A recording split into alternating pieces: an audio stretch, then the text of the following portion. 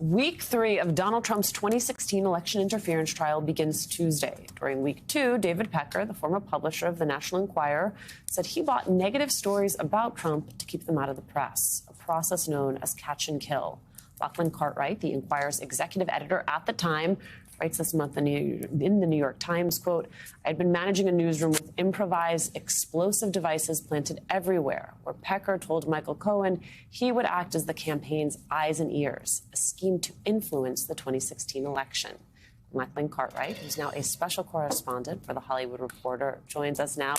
What a strange week for America. What a strange week for you, I imagine. A surreal week to be in court and to see David Pecker, who I've not seen since I left American Media in the summer of 2017, and then see him detail in forensic detail to the jury, what was going on at this meeting where he goes to see Trump and Michael Cohen at Trump Tower just a couple of months after Trump announces he's running. And he says, after being asked, what can you do for us? What can you do for the campaign? He says, I'll be the eyes and ears. I'll purchase negative stories off the market and I'll run negative stories about your rivals while also promoting Donald Trump. Everything that I thought could potentially be going on, in real time as we're running these hit pieces, as I'm hearing about Karen McDougal, and I'd whisper to friends late at night in bars and say, there's something going on here. I think there could be some kind of deal. And then look at me and say, Lachlan, chill out. You sound like a conspiracy theorist. Now I'm actually hearing it being confirmed by David Pecker in court. And my friends are now calling me back going, well,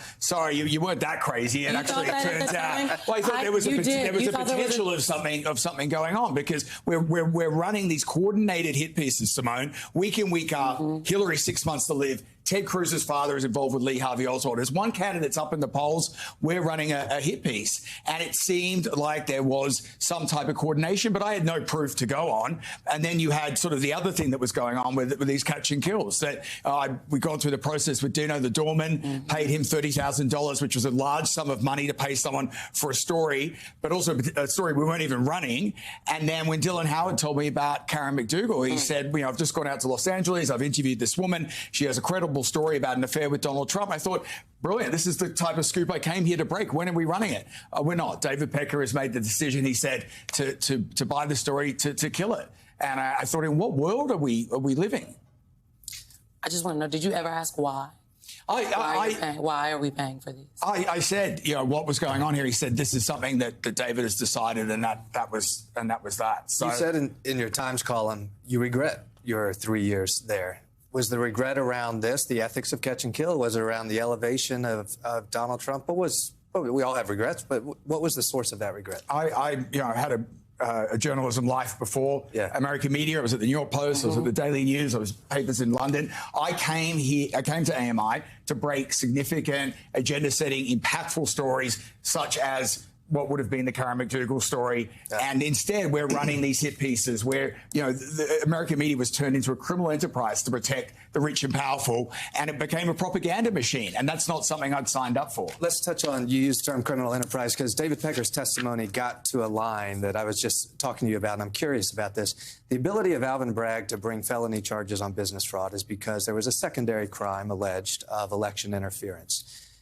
Pecker seemed to cut off some of his testimony as though there was a bit of attorney-client privilege for AMI for himself on perhaps counsel he had received. Give us a look into behind the scenes at AMI. You had to have been getting some type of legal counsel from your general counsel or outside counsel, whether or not catch and kill was in violation of federal election law at the time, in real time.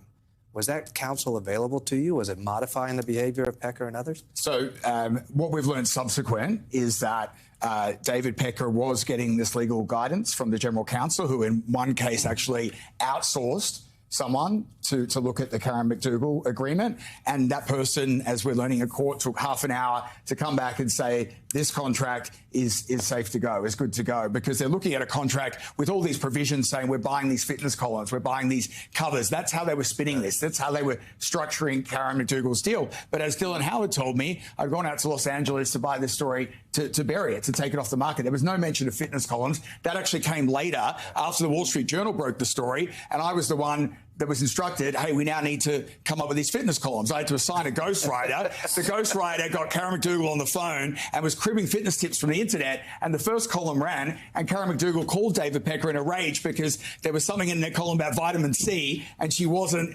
okay with vitamin C, and so we had to get a new ghostwriter. Karen McDougal didn't even do the fitness columns, and he was ghostwritten. I mean, Lord, she does look good.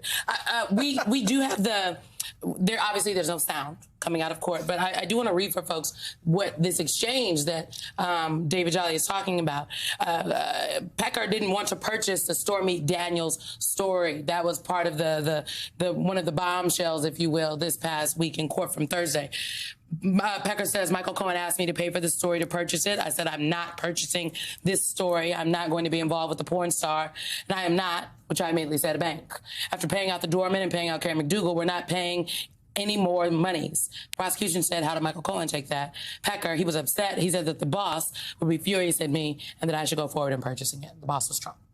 Yeah, I mean, he was annoyed that they'd put up, AMI, we had put up $30K for the doorman and then $150K for Karen McDougal, which he hadn't been paid back. So by the time Stormy Daniels comes on the scene, which is right off the Access Hollywood tape, which is crucial in the timing of what was going on in the thought process of not just AMI and David Pecker, but also the Trump campaign and Michael Cohen. But by the time that situation comes on, David Pecker, as he said, I'm not a bank. Like you guys have to handle this transaction, and that's ironically why we're here, because of the structure that Michael Cohen then went and did this hush money deal. I felt very much that this week was about substantiating the catch and kill schemes, so that the jury could understand that there was some legalese that, if you've ever been in a courtroom, was not necessarily being metabolized by the majority of the jury. It's legalese, hard to follow. It's not the storytelling piece of this. The question is going to become about the way in which these payments were recorded, right? The way in which, and that, I think, that becomes the harder piece then to substantiate.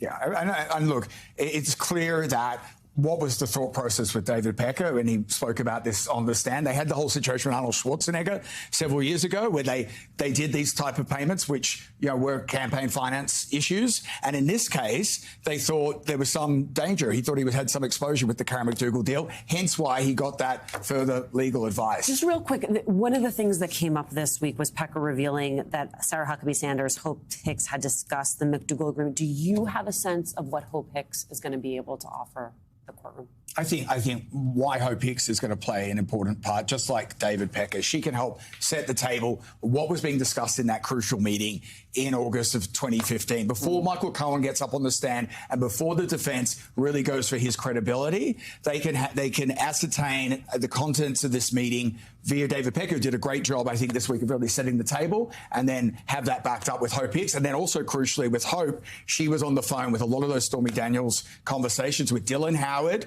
who was my editor, the editor-in-chief of the National Enquirer, and Michael Cohen, as they are furiously trying to sort the situation out in the wake of the Access Hollywood tape. I would just note we talked about the importance of the White House journalists who cover the White House. Sarah Huckabee Sanders obviously was the press secretary. There were questions about this. Donald Trump himself lied on camera about this many times. Who knows what Sarah Huckabee Sanders, Hope Hicks, and other folks within the press operation knew about this and were concealing from the press, not only the press, the American people.